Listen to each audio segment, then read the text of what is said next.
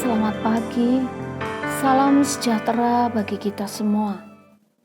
Judul renungan pagi ini adalah Menikmati Masalah.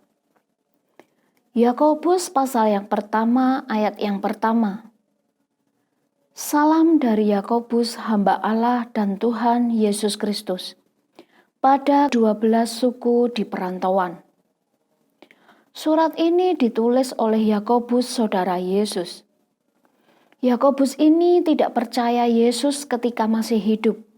Secara fisik di bumi tidak menunjukkan dukungan dan sama sekali tidak percaya. Tetapi semuanya berubah 2000 tahun yang lalu.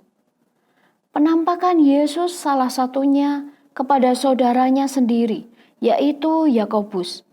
Dan setelahnya, Yakobus bertobat, diubahkan dan terima Yesus. Makanya di sini ia berkata, salam dari Yakobus, hamba Allah dan Tuhan Yesus Kristus. Berarti dia mengaku bahwa ia hambanya Tuhan Yesus Kristus. Kita baru saja merayakan hari Paskah. Jadi minggu-minggu ini, 2000 tahun yang lalu, penampakan Yesus terjadi selama 40 hari sebelum naik ke surga. Lalu 10 hari kemudian, Pantekosta, pencurahan Roh Kudus. Salah satu penampakan itu, Yakobus memberi diri, memberi hati kepada Tuhan. Tapi orang ini tidak sok-sokan. Sebelum kita bicara menikmati masalah dan menang di dalamnya, sikap hati kita harus benar. Ambillah sikap sebagai seorang hamba kalau di hadapan Tuhan. Jangan ambil nada tinggi.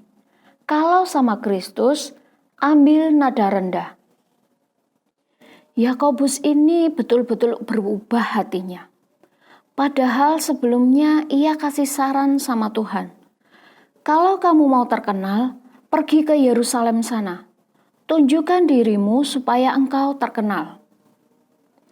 Ingat, di kitab Injil dicatat perkataan ini. Ingat, itu waktumu, waktuku belum tiba, kata Yesus. Lalu Yesus diam-diam pergi ke Yerusalem dan di ujung perayaan berdiri dan berkata, siapa yang haus biarlah ia minum dari Roh Kudus. Yakobus ini, saudara, dulunya agak sok-sokan orangnya. Tetapi ketika dia dijamah Tuhan dan diubahkan sikap hatinya, yang pertama-tama berubah dulu. Yakobus benar-benar memiliki sikap seorang hamba.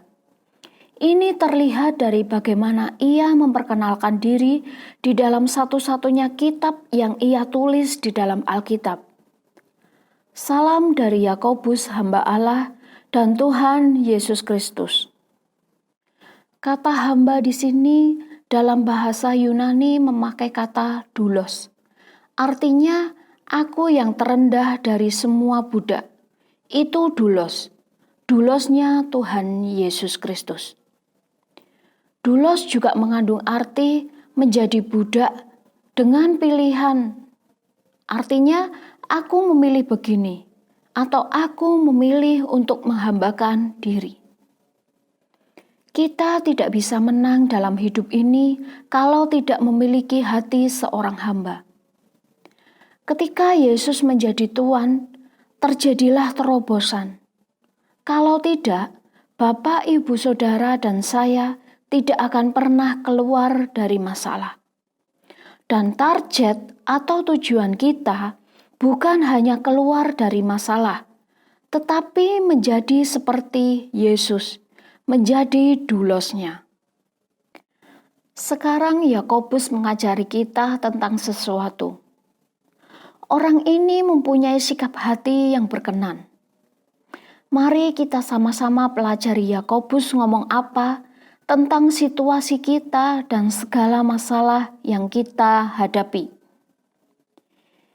Iman dan hikmat, ayat yang kedua. Saudara-saudaraku, anggaplah sebagai suatu kebahagiaan apabila kamu jatuh ke dalam berbagai-bagai pencobaan.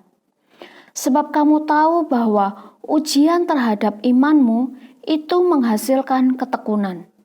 Dan biarlah ketekunan itu memperoleh buah yang matang, supaya kamu menjadi serupa dan utuh, dan tak kekurangan suatu apapun. Amin. Bagaimana menikmati masalah?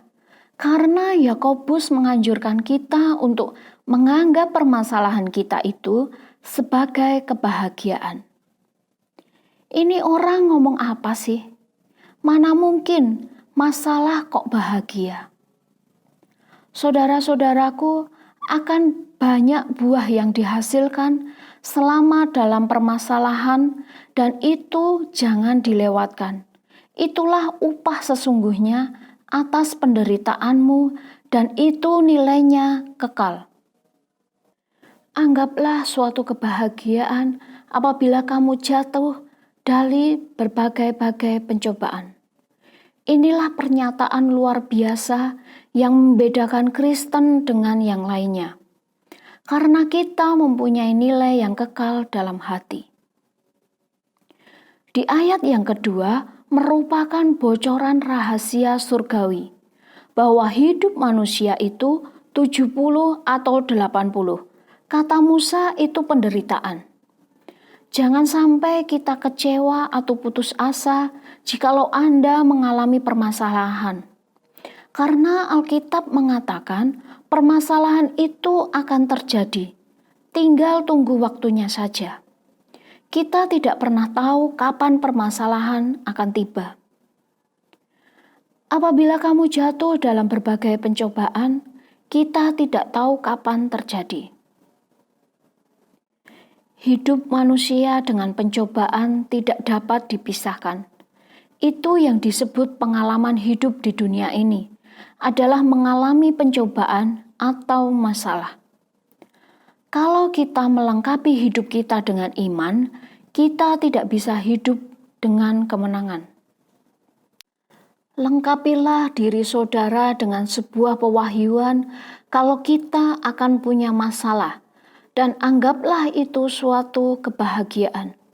Berarti Tuhan ingin kita menghadapinya dengan cara yang berbeda, yaitu dengan cara Tuhan. Jangan sampai kita mencari Tuhan setelah masalah itu datang kepada kita. Kita harus hidup dengan iman. Senantiasa waspada dan carilah Tuhan setiap saat dan memikul salib setiap hari. Jangan tunggu masalah tiba baru mencari Tuhan. Jangan tunggu masalah tiba baru berdoa. Berbahagialah saudara kalau disiplin rohani kita terapkan setiap saat. Karena hidup di dunia ini sementara, Bapak Ibu Saudara, maka dari itu berjaga-jagalah, karena masalah itu pasti datang dan datangnya tiba-tiba. Orang yang imannya dijaga oleh Tuhan, hidupnya tidak akan ketakutan.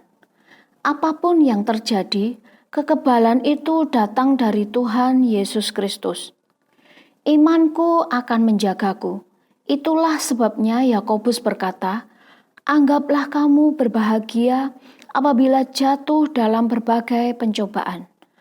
Tetap berdoa, jaga iman kita selalu. Hiduplah sesuai dengan firman Tuhan. Amin. Tuhan Yesus memberkati. Mari kita doa. Kami mengucap syukur Tuhan saat pagi hari ini. Biarlah firman-Mu ini menjadi berkat bagi sidang jemaat-Mu yang mendengarkan. Roh Kudus yang menuntun setiap hidup kami. Hanya di dalam nama Tuhan Yesus Kristus kami sudah berdoa. Haleluya. Amin.